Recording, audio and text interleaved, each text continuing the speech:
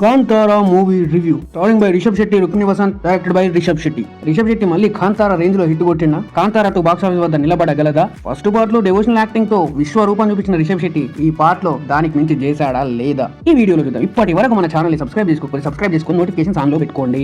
Kantara chapter 1. ఇక plot ఏంటంటే same as it is first part మాదిరే ఈ కథ కూడా ఉంటుంది. కొంచెం రివీల్ చేసినా మొత్తం స్పాయిల్ అయిపోద్ది. అందుకే ప్లాట్ ని ఏమాత్రం టచ్ చేయకుండా ఈ రివ్యూ ఫినిష్ చేయడానికి ట్రై చేస్తా.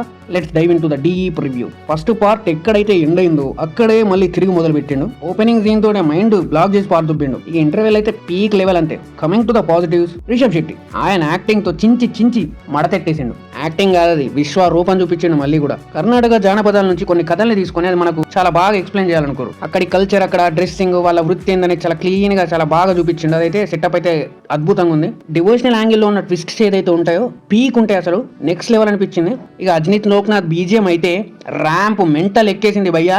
లిటరల్లీ ఓం నమో శంకర్ అనే సాంగ్ ఉంటది, మైండ్ పనిచేయలే నాకైతే. ఆ రేంజ్ లో కొట్టిండు. బీజిఎం కూడా తోపు తించి అవతల వారితిండు. విజువల్స్ కూడా చాలా అంటే చాలా బాగున్నాయి. సెట్స్ కూడా బాగున్నాయి, కానీ అక్కడక్కడ సెట్ చేసిన ఫీలింగ్ అనేది మనకు వస్తూ ఉంటది. సీజీఐ కొన్ని చోట్ల బాగుంది, కొన్ని చోట్ల యావరేజ్ అనిపించింది. Cinematography is good. ఆ నేచర్ ని కానీ, ఆ గ్రీనరీని కానీ, ఆ సెట్స్ ని కానీ చాలా క్లియర్ గా క్యాప్చర్ చేశారు. అక్కడక్కడ ఫైట్ సీక్వెన్సెస్ కూడా చాలా బాగున్నాయి. కొత్త ఐడియాలతో ట్రై చేశారు. అవైతే సూపర్. ఎస్పెషల్లీ ఈ రోల్ చేసిన ఈ విలన్ ఎవరైతే ఉన్నారో ఆయన యాక్టింగ్ అయితే బీ బొత్సం అసలు. Now coming to the negatives. Songs భయ్య అర్థం పర్థం లేకుండా వచ్చేస్తాయి. ఈ మధ్యలో బ్యాక్గ్రౌండ్ మ్యూజిక్ బదులు ఎక్కువగా సాంగ్స్ వాడుతారు, కానీ ఈ సినిమాలో అది విపరీతంగా వాడారు. అక్కడక్కడ అది మనకి ఇరిటేటింగ్ ఫీల్ తెప్పిస్తుంది. ఇక పోతే ఫైట్స్ చాలా ఎక్కువ పెట్టారు. అవసరం లేదు సినిమాకి, అసలు అన్ని ఫైట్స్ అవసరం లేదు, అంత బిల్డప్ అవసరం లేదు. ఒక నార్మల్ స్కేల్లో తీయాల్సిన సినిమాని ఎందుకో అంత బిల్డప్ ఇచ్చి అంత స్కేల్లో తీసినట్టు అనిపించింది. సీజీఐ విఎఫ్ఎక్స్ అక్కడక్కడ బాగానే ఉన్నా, కొన్ని చోట్ల మనకి గ్రీన్ స్క్రీన్ కనబడిపోతూ ఉంటుంది. ఈ సీన్స్ అయితే మరీ దారుణంగా అనిపించింది.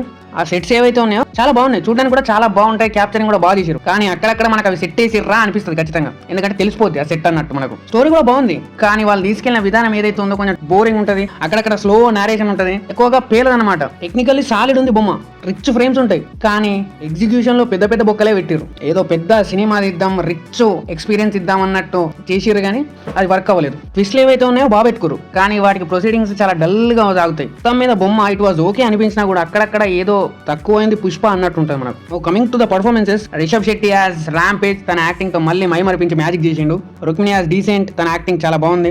రిమైనింగ్ అదర్స్ కూడా చాలా బాగా చేసారు. వాళ్ళ పేరు నాకు తెలియదు, అందుకే చెప్పలేకపోతున్నా. జినీష్ లోక్నాథ్ హ్యాండ్స్ లోకి తీసుకెళ్లిపోయాడు బీజిఎం తో, ఇప్పటికీ బయటకు రాలేకపోతున్నా. Coming to the director Rishab Shetty, ఆయన రాసుకున్న కథ ఏదైతే ఉందో చాలా బాగుంది. కర్ణాటక రూట్స్ ని రూట్ చేసుకుంటూ ఒక జానపద గేయం లాంటి ఒక మంచి ఫీల్ గుడ్ మూవీని మనం ముందర పెట్టిండు. చాలా డెప్త్ ఉన్న స్టోరీ, కానీ అనవసరంగా యాక్షన్ గుక్కి, అవసరం లేని క్యారెక్టర్స్ ని గుక్కి కొంచెం అతి చేసిండు అనిపించింది నాకైతే. Overall film was good. Devotional angle ఏదైతే ఉందో దండం పెట్టుకోవచ్చు, చాలా బాగా చేసింది. అదైతే సూపర్ అనిపించింది నాకు. ఫస్ట్ పార్ట్ నార్త్ లో ఎక్కువ వర్క్ అయింది, కానీ సెకండ్ పార్ట్ కొంచెం తేడా కొడుతుంది. ఎందుకంటే ఇది పక్కా రూటెడ్ ఉంటుంది. ఓన్లీ కర్ణాటక వాళ్ళు ఎక్కువగా చూడొచ్చు, మిగిలిన వాళ్ళకి అంతగా అనిపించకపోవచ్చు అని నా opinion. That's it for the review.